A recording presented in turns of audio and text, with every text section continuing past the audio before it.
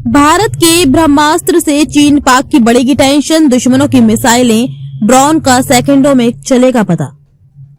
Operation सिंदूर के बाद भारत लगातार आसमान में अपने रक्षा कवच को मजबूत करने में जुटा है। दुश्मनों की मिसाइलें और ड्रोन हमलों को नाकाम करने के लिए अवॉक्स के बेड़े का और विस्तार किया जा रहा है।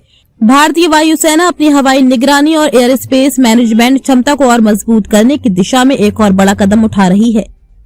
इसके तहत वायुसेना ने 6 airborne early warning and control विमानों की खरीद के लिए उद्योग जगत से रिक्वेस्ट फॉर इंफॉर्मेशन जारी की है। इस प्रस्ताव में केवल विमान ही नहीं बल्कि उनसे जुड़े ग्राउंड इक्विपमेंट और जरूरी सुविधाएं भी शामिल होंगी।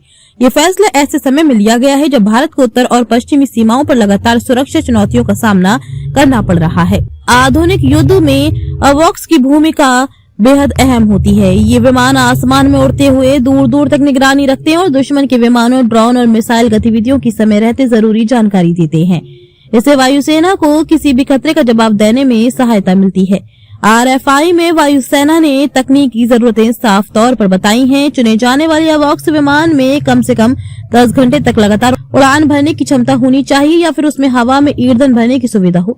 इसके अलावा विमान 45,000 फीट की ऊंचाई तक उड़ान भरने में सक्षम होना चाहिए।